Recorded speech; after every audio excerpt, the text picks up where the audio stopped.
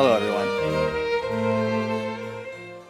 My name is Elias Jabali, and I'm a second-year medical student, and I'm incredibly humbled to welcome you all to this year's service of gratitude. Before we begin, we ask that in the unlikely case of an emergency, that you all exit through the doors from which you entered. Now, I would like to take this time to ask that you pause and reflect as we acknowledge this land.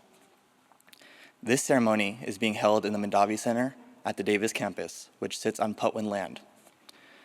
This video was recorded in the Native American Contemplative Garden, a few feet from where you sit at this moment.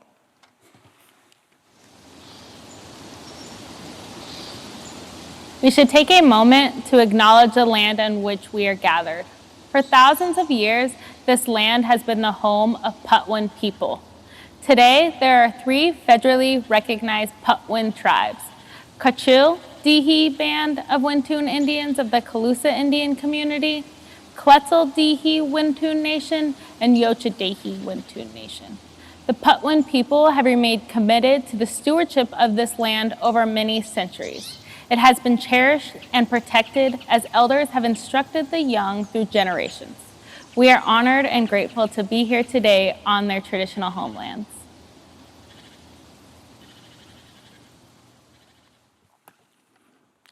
In echoing that sentiment, we are honored and grateful to be here on their traditional lands. And in continuing this momentum of gratitude, I want to take the time to point out how grateful we are to see all your beautiful faces in person, because this is the first time we're all back together for the service of gratitude since 2019. And selfishly, I'm just grateful because I look a lot better from 100 feet away than I do on a zoomed-in live stream, so. To set the stage, I want to tell you a little bit about anatomy. The thing about anatomy is it's essentially the first day of school. I mean, quite literally, a lot of us say it's the first day of the 17th grade. But in a lot of ways, it's a lot like every other first day of school. No, our moms aren't dressing us in the clothes they picked out. But it's a lot like every other first day of school in the sense that you have no idea of what's to come. Prior to meeting our donors for the first time, muscles, nerves, blood vessels, are pretty much just body tissues depicted by ink illustrations on a textbook and nothing more.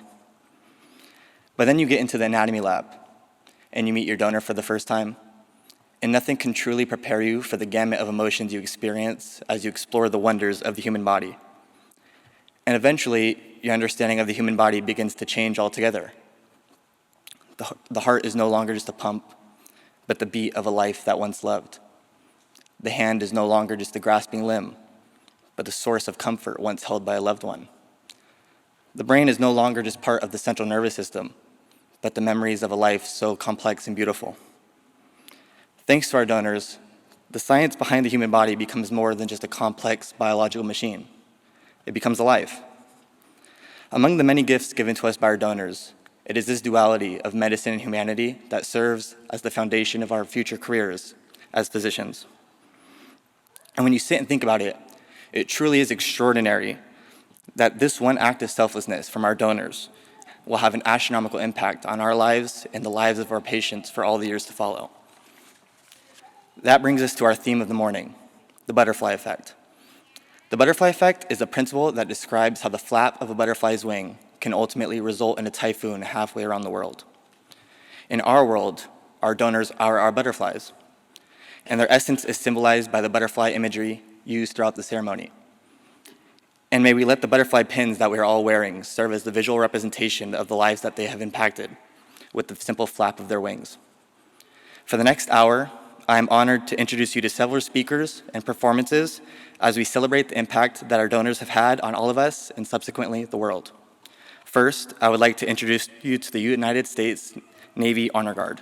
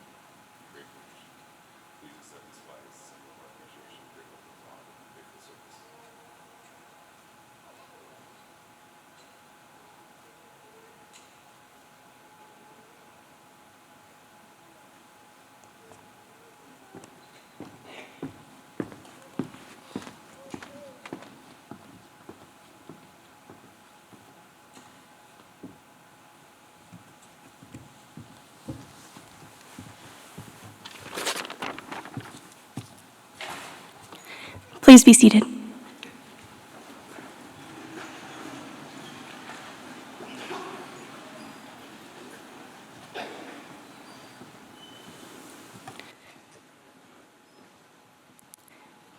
Family, friends, and special loved ones, good morning.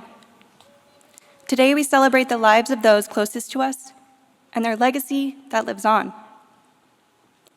My name is Shania Bennett.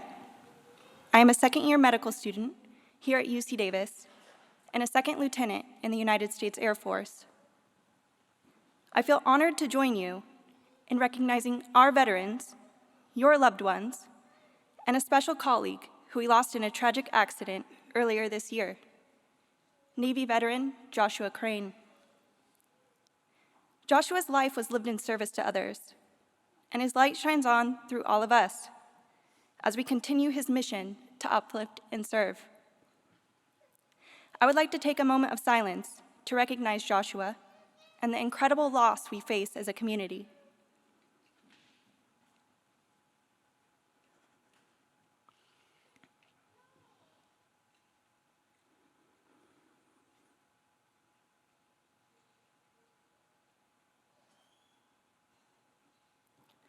Although most of us are strangers, we are connected by knowing incredible individuals who made the decision to serve and protect the gift of life, even in death.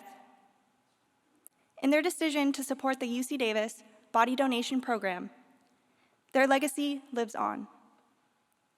In the military community, the cost of freedom, the ultimate sacrifice, is a topic not easily forgotten, and one that must be celebrated with honor. The values of military service, integrity, service before self, and excellence in all we do, take a special meaning today. Your loved ones volunteered to live their lives in service to country, community, and family, a fact each of you is intimately aware of. And whether that service was at home or overseas, the sum of their actions can be characterized by selflessness. Going around this room, I have no doubt your memories of them would include statements like, did not hesitate to help, always stood up for the right thing, could always count on them, dedicated to family and our beautiful country. And today, while you hold on to those memories, celebrate and share those special moments of their service in life. I promise that in their service after life, my colleagues and I will honor their sacrifices and receive them with the respect due for their service to science, medicine, and humanity. From this program, from the bottom of our hearts, thank you for entrusting to us the honor of standing with your loved ones in their final journey. We promise to continue their service through our actions, to take what they taught us and to provide nothing less than excellent care to the patients we serve, to stand up and advocate for our communities, and practice with integrity each step of the way. Our classmate and esteemed Navy veteran Joshua Crane stood on this stage and said, your loved one's life, their character, and their willingness to sacrifice for others will live on in every student who walks these halls and goes on to serve their communities as doctors. I hope you find peace in knowing we intend to continue the legacy each of your siblings, children, parents, and grandparents dedicated their lives to. Our veterans, esteemed donors, and Joshua have given us the greatest gift we could ask for: knowledge, inspiration, and a reminder of true selflessness, which will undoubtedly make us better physicians. Thank you.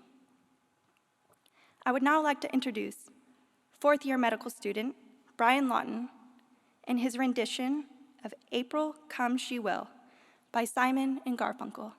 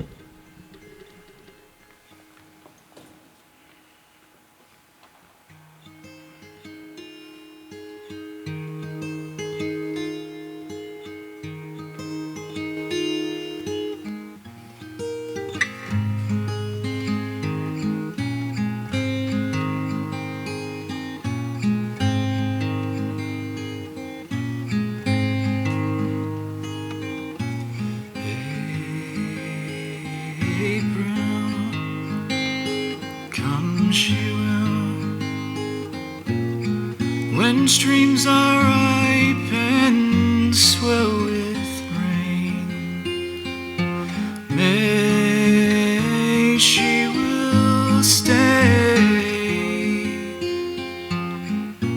resting in my arms again.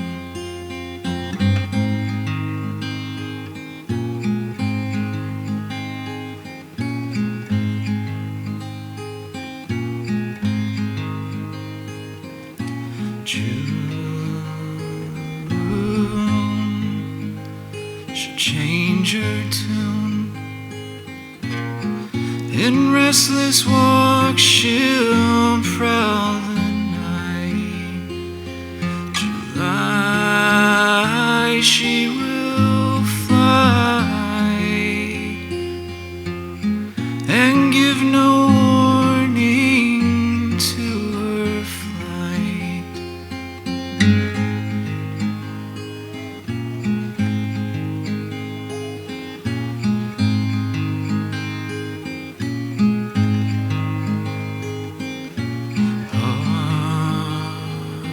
August, die she must. The autumn winds blow chilly and cool. September, I'll remember. A love once new has now grown old.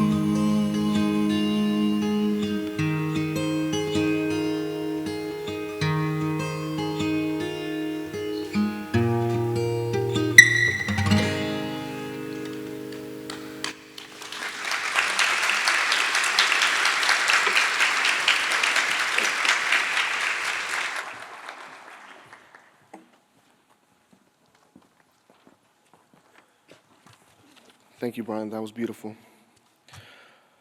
Hello, my name is Gabriel Santamaria. I'm a medical student here at UC Davis. You may have heard that the word doctor is derived from the Latin docere, meaning to teach. I learned this fact over a decade ago, and it has always stuck with me. Teaching is fundamental to the profession of medicine. Guided by this principle, I deeply value those that teach me. At the beginning of medical school, we are told that our donor is our first patient. For many of us, our donor is the first human body we will thoroughly, systematically, and reverentially evaluate. We spend hours upon hours learning the intricate inner workings of our donor's bodies, the very same systems that make up our own bodies. This is why, to me, my donor was not only my first patient, she was one of my most valued teachers. The knowledge she imparted to me and the medical students who learn from her will live on with us forever. I want to share with you two of the lessons she taught me. First, I now know that those cartoonish anatomy drawings I always saw in textbooks represent actual physical structures, which are even more beautiful in real life. Somehow, I didn't quite believe it until I saw it with my own eyes. My donor helped me comprehend how those systems and structures fit together to make up a whole body.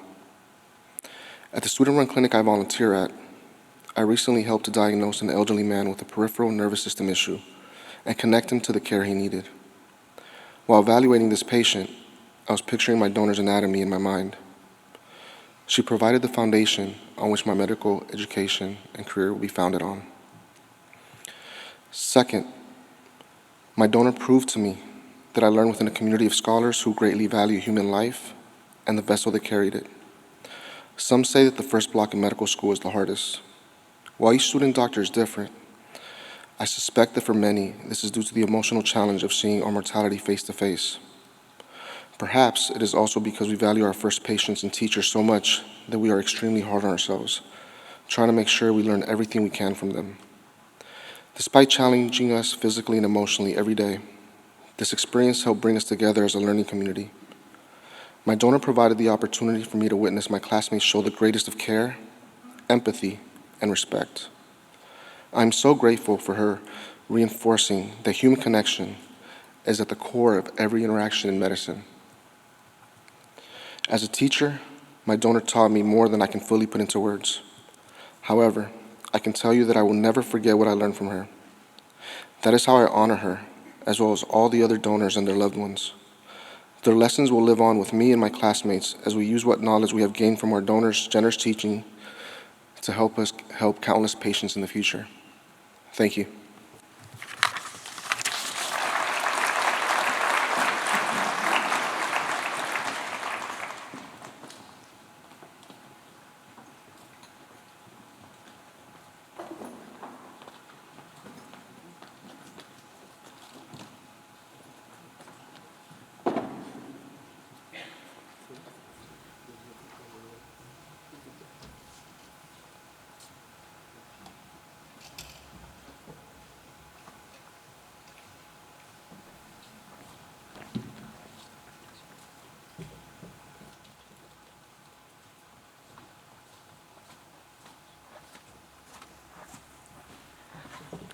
I would like now to introduce Year 3 medical student Hannah Tack and her rendition of We'll Be Okay by Imaginary Future and Kina Grannis.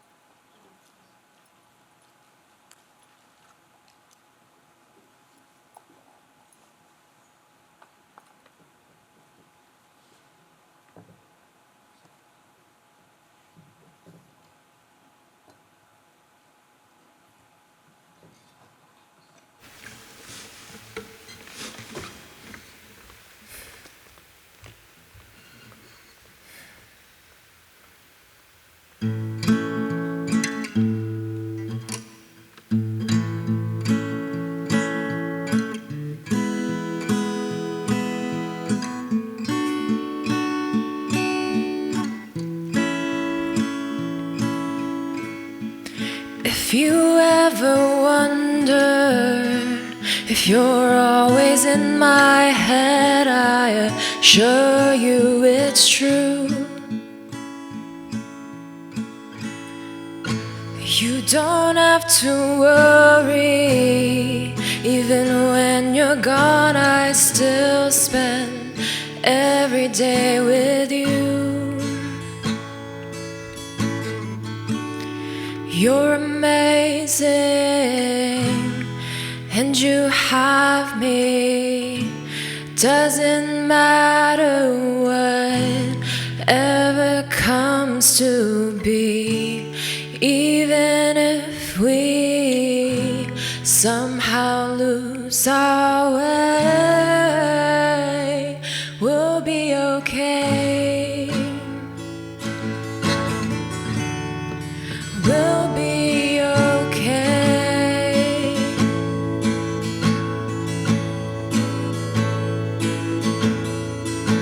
It's like we're always moving. Why is it so hard to find some time to catch our own breath?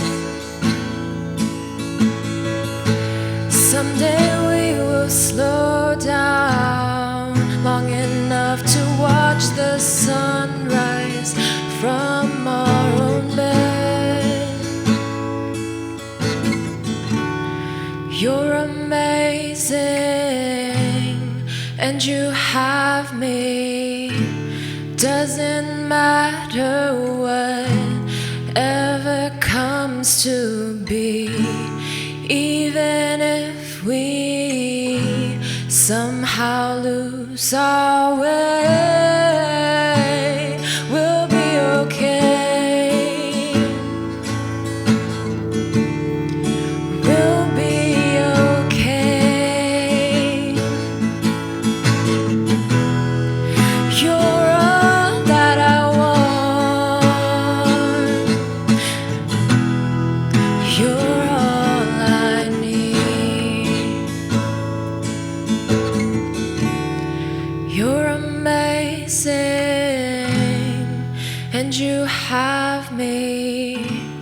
Doesn't matter whatever comes to be, even if we somehow lose our way, we'll be okay. We'll be okay.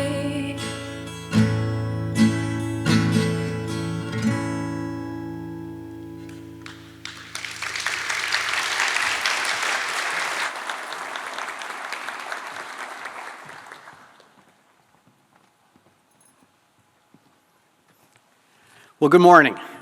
My name is Fred Myers. I'm pleased to welcome you on behalf of the 1,000 or so faculty at the UC Davis School of Medicine.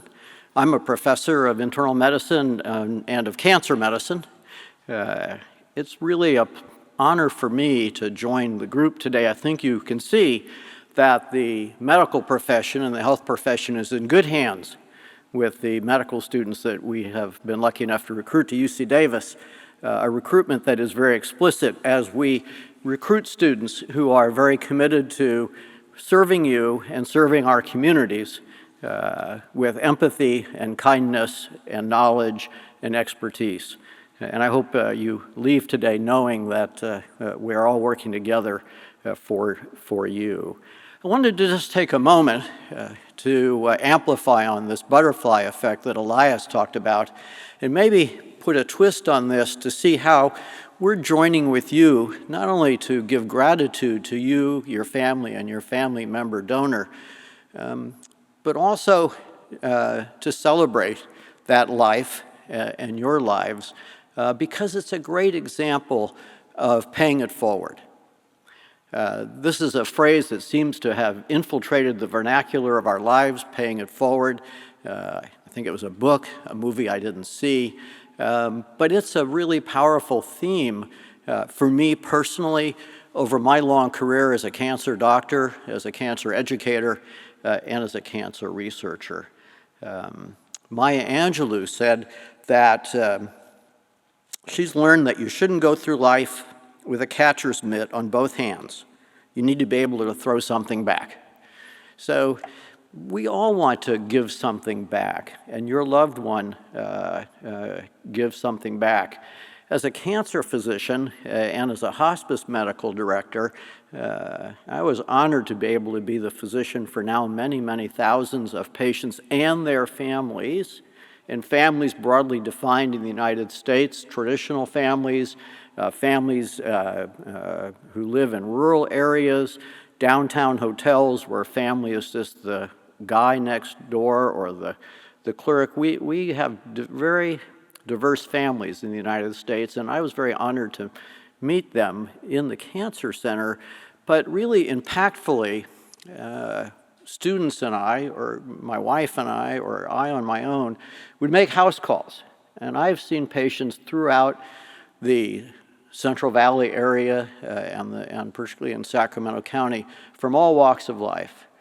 Some of the nicest areas, I've been to apartments, I've been to the south area, the north area, and people say, well, that's unusual for a doctor to make house calls, and I was kind of raised to do that, to see patients where they live and to understand the impact of illness on their lives, not just when we see patients in the Cancer Center. But what people don't understand for the students and for myself is that those families were giving back to me during that time. I'm a different person for seeing the courage, the empathy, the coming together of families to rally around individuals with advanced cancer, to provide successful care despite advancing cancer, to control pain, to do life review. I so much enjoyed, Linda and I had a chance to review some of the exhibits in the foyer of the auditorium where we were able to see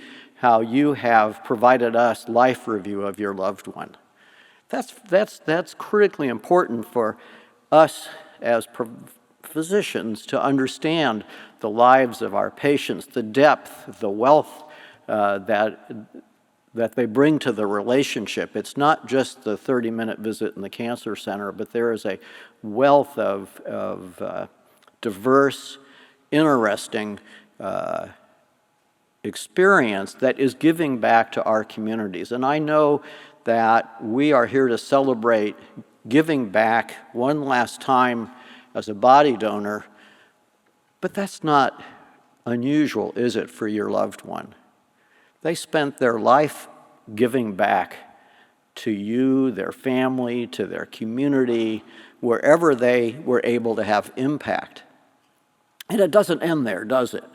In the same way that patients' impact on me didn't end with me because I'm trying to give it back to the students and residents and young physicians I'm honored to work with, and they're honored to put up with me, that they've given back to me, and this will ripple through generations. Your family values are established by the giving back of the person we're honoring today, and you will be giving back to your family and to your community.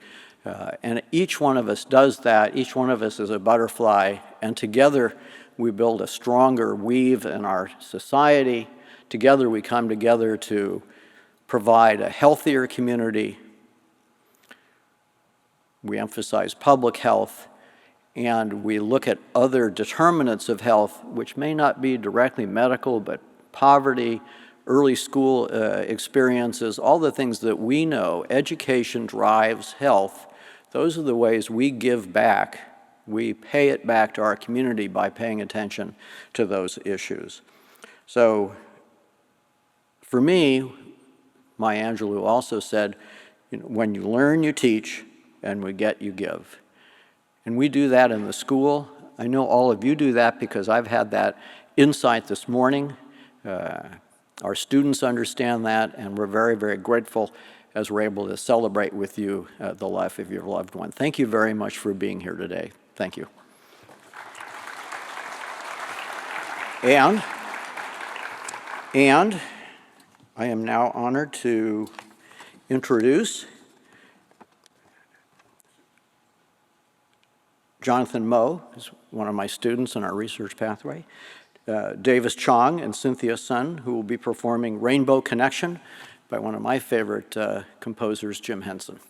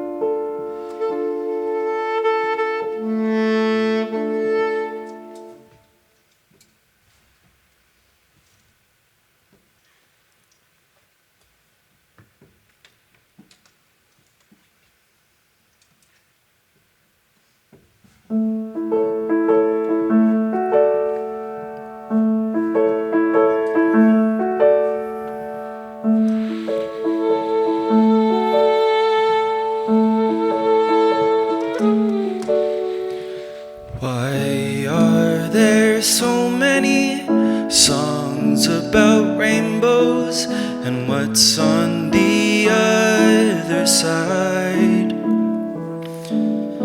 Rainbows are visions, but only illusions, and rainbows have nothing to hide. So we've been told, and some choose to believe it. I know the wrong, wait and see. Someday we'll find it, the rainbow connection, the lovers, the dreamers, and me.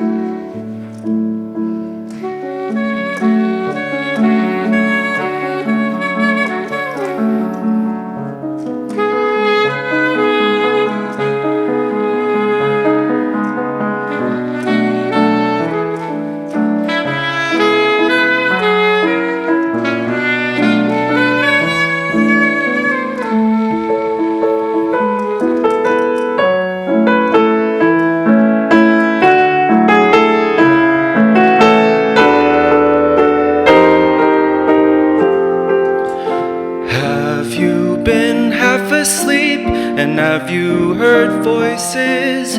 I've heard them calling my name. Is this the sweet sound that calls the young sailors? I hear the one and the same. I've heard it too many times to ignore it. It's something that I'm supposed to be. Oh, someday we'll find it, the rainbow connection, the lovers, the dreamers, and me.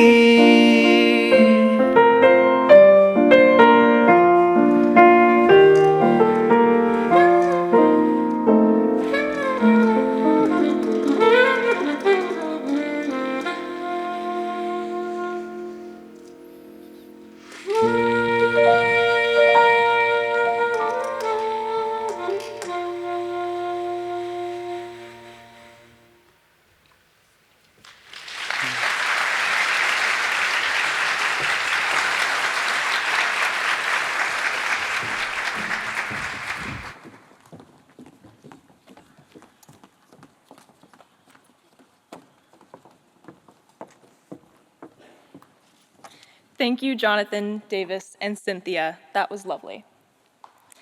Good morning. My name is Caitlin Greenup, and I am a student at the University of the Pacific in Stockton in the Doctor of Physical Therapy program. I am truly honored to be here and speaking to you all today. I would first like to invite everyone to close their eyes for a minute, and I would like you all to imagine a butterfly. This can be any kind you like, any color you please, and imagine it floating in the wind and dancing in the flowers with the sun shining brightly. Now imagine a kaleidoscope of butterflies emerging from the flowers, delicately dancing every which way, with the sound of a light breeze passing by. You may now open your eyes. I wanted to bring this image of butterflies to your mind because your loved ones are much like butterflies, each and every one beautiful and unique on their own, fulfilling such an important purpose that not many are willing to undertake. Butterflies are one of the most important pollinators in our ecosystem, being responsible for up to 80% of pollination, along with other animals and insects. Your loved ones provide just as much to our world, similar to butterflies, by providing critical knowledge to future healthcare providers. This morning you heard about the butterfly effect and its origin, and I'm sure most of us were unknowingly introduced to the concept when we were younger and reading the book, If You Give a Mouse a Cookie. Too often, the butterfly effect is used to warn people of the bad things that can come from one small action, but today I'd like to share a positive example of this theory. The selfless decision that your loved one has made is one flap of a butterfly's wing, but it doesn't stop there. As I've mentioned, their donation provides great knowledge to a kaleidoscope of students, which allows us to carry this into our practice and flap our wings. With every person we serve, they're able to flap their wings. Soon enough, there's a kaleidoscope of butterflies around the world, bringing positive change everywhere, all because of your loved one's donation. They're pollinating fields upon fields of flowers that will bloom and regrow for years to come, simply because they decided to flap their wings. I had you all imagine a butterfly at the beginning. Now replace that image with your loved one, and the kaleidoscope of butterflies is every single person that will be affected and serviced by their decision. I'm here to express my gratitude for being one of those people affected, along with all of my peers, and how proud I am to be part of the life that your loved one will live through me, my peers, our future patients, and all of the lives intertwined thusly. As butterflies are a symbol of transformation and hope, your loved ones are now part of generations of both and will outlive each and every one of us and bring great change to countless lives. Thank you.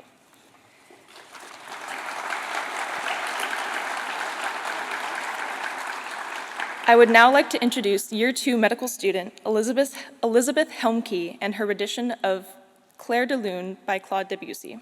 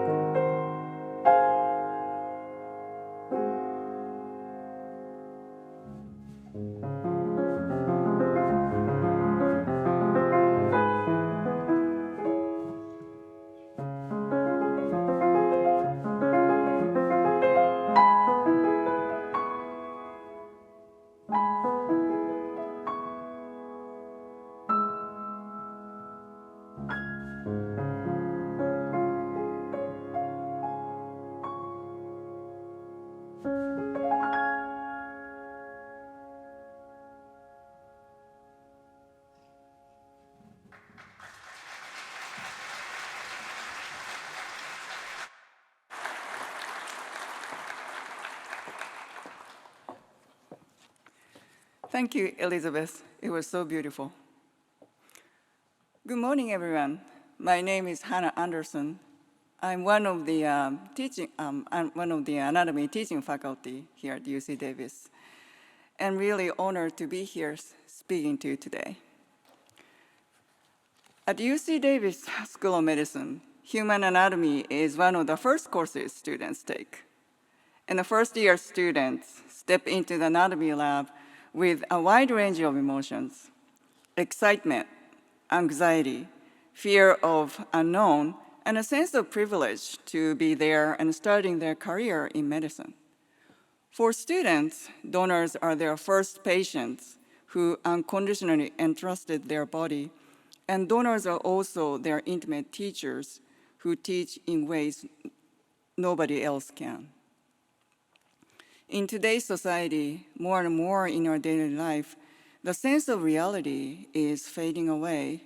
With that, human connection is being lost. We can access images of an event happening miles away and feel like we are there and experiencing it. We know about it, but is it really so? An answer to a question is gained with minimal effort via internet, and how true it may be aside, we feel like we now know something. In all this supposed knowing, what's missing is the presence of humanity and a difficult, tangible effort needed to gain real knowledge. Thanks to your family members' unparalleled gift, our students can begin to learn what it means to gain real knowledge, not mere collecting of information. Please allow me to explain what I mean when I use the word knowledge. As Foucault Biffin explains in his book, This Self We Deserve, A Quest After Modernity, knowledge is not about denoting a set of statements as true or false. It is about know-how, knowing how to live, how to listen, how to understand. Knowledge is what makes someone good and capable. Obtaining real knowledge, therefore, brings lasting confidence and changes somebody's life. What we often hear from first-year students who are in the midst of anatomy lab are a deep appreciation of the inner workings of the human body, gratitude for the donors, and emotions they didn't even expect. But we also hear the sense of frustration, sometimes close to despair, feelings of, I have no idea what I'm looking at. And I know this feeling firsthand because the human body in reality is far more complex and variable than what you see in the textbooks. This frustration slowly turns into acceptance. Of course, I never done this before. And this is humbling, but it's okay. I'm learning so much. It is here the process of gaining knowledge begins. Throughout this process, the donor is always there to support students, exemplifying a truly gracious act of humanity. You might be surprised, but students who struggle in the anatomy course often become excellent surgeons. I had an opportunity to speak with one of such surgeons recently, and he took his anatomy course at UC Davis 11 years ago, and he struggled mightily with the brachial plexus. The network of nerves supporting movements and sensations of upper limb. I'm sure medical students in the audience what I mean. It is a beast. And his struggle turned into a deep appreciation of the anatomy of the brachial plexus, and he decided to dive in and really study the structure. After graduation, he spent 6 years as a surgical resident, working on nerve reconstructions in children and is currently a practicing surgeon in the Bay Area. He recounted to me that although he was interested in surgery, he didn't know what it really meant when he started medical school.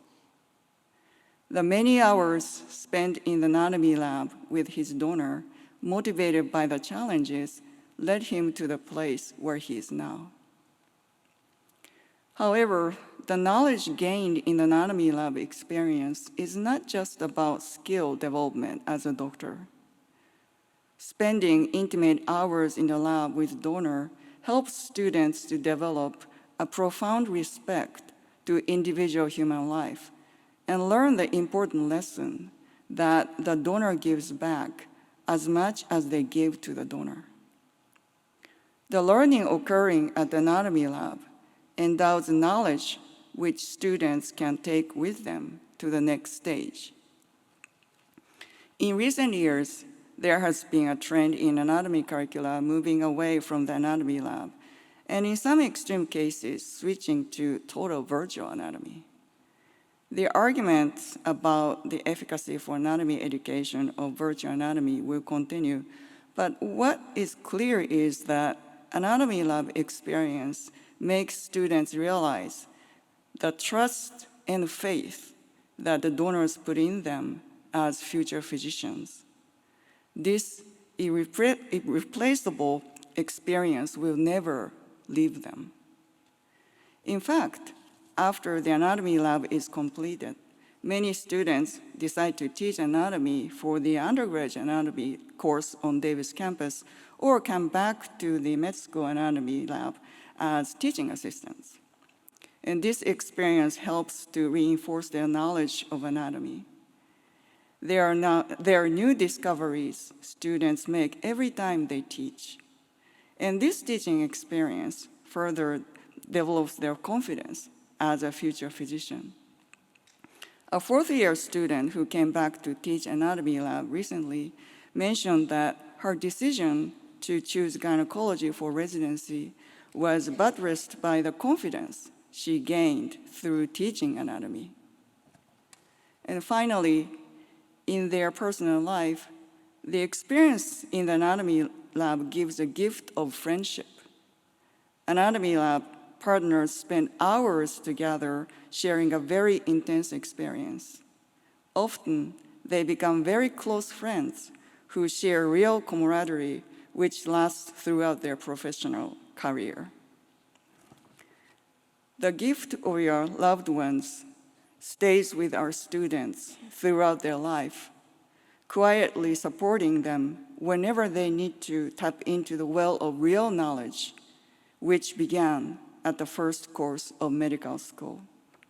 Thank you.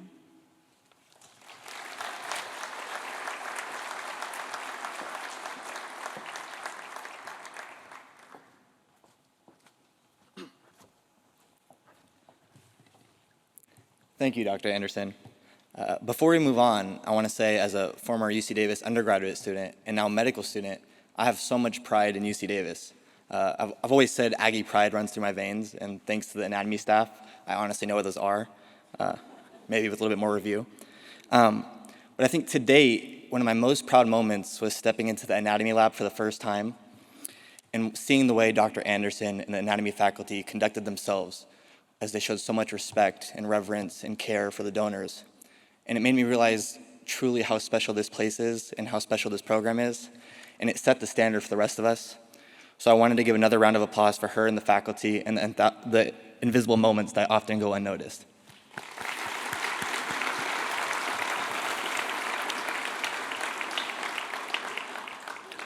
I would like now to introduce the body donation staff, Aaron Davis, Kimberly Pipe, Kevin Reese, and Juliet Rogers, for the reading of the names with music provided by second-year medical student Elizabeth Helmke.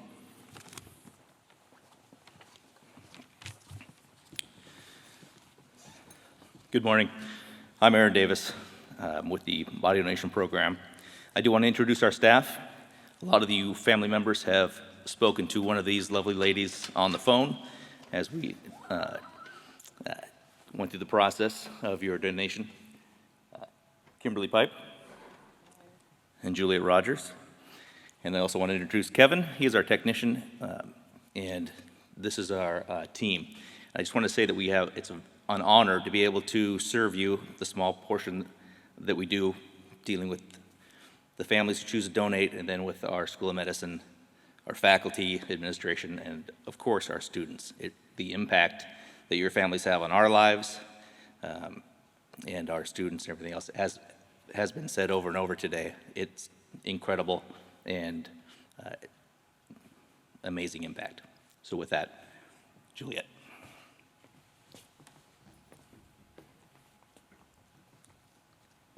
We will be reading the first names of our donors.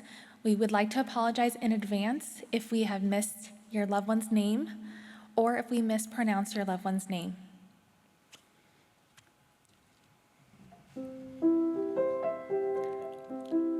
Ada, Albert, Alfred, Alan, Alma, Andrew, Angie, Anita, Anne, Arthur, Barbara, Bart, Bernice, Betty, Bet, Beverly, Bill, Billy, Bob, Bobby, Bruce, Carmen, Carol, Cecilia, Celeste, Charles, Claire, Clarabelle, Connie, Cornelia, Dale, Dan, Daniel, Dave, David, Despina.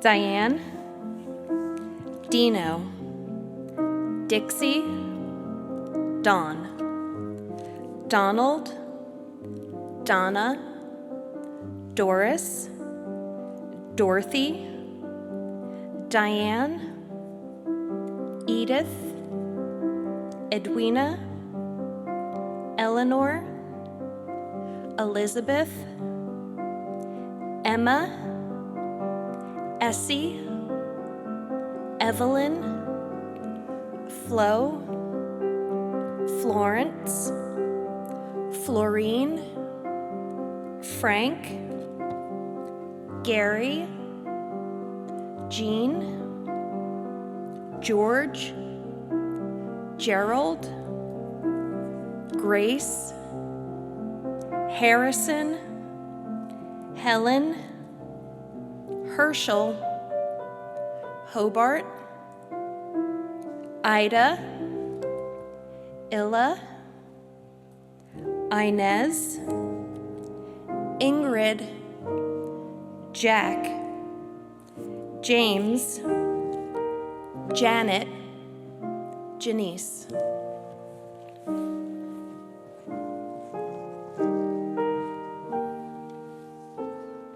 Jennifer, Jesse, Jimmy, Joan, Joanne, John, Johnny, Joyce, Judith, Judy, Karen, Karen, Kathy, Kathleen, Kenneth, Lana, Loretta, Larry, Leanne, Lee, Layla, Lillian, Linda, Lindy, Lois, Lucille, Lupe, Margaret, Margarita, Marianne, Marilyn, Mary, Marianne, Mary Jane,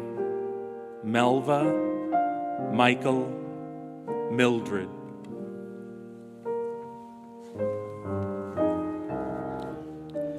Mohinder, Olga, Patricia, Patrick, Paul, Peggy, Peter, Ralph, Ray, Raymond, Ricardo, Rich, Richard, Rick, Robert, Robin,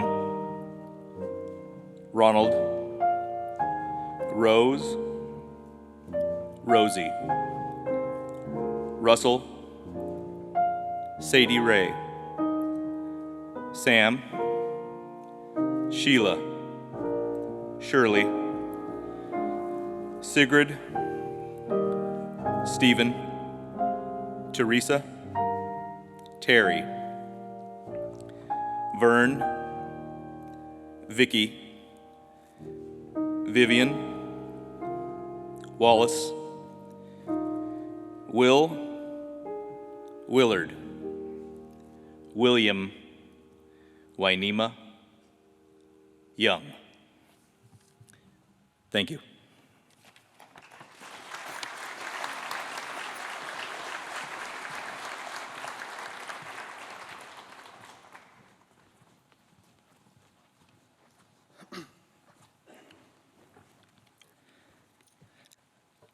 The more we hear about each other's experiences and the more we reflect, it truly is hard to feel deserving of such a selfless gesture following our donor's departure of life.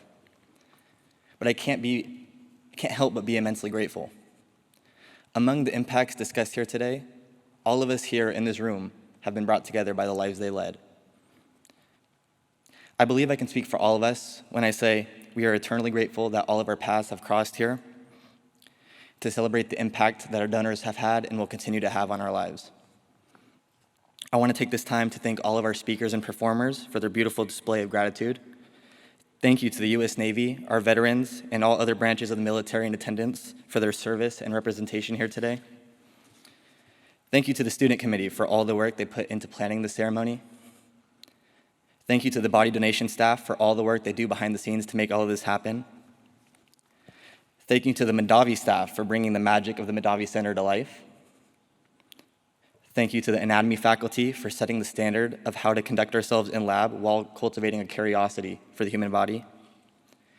And I want to give an enormous thank you to the heart and soul of the UC Davis School of Medicine, Darylyn Striley, for the relentless support and effort she pours into the students.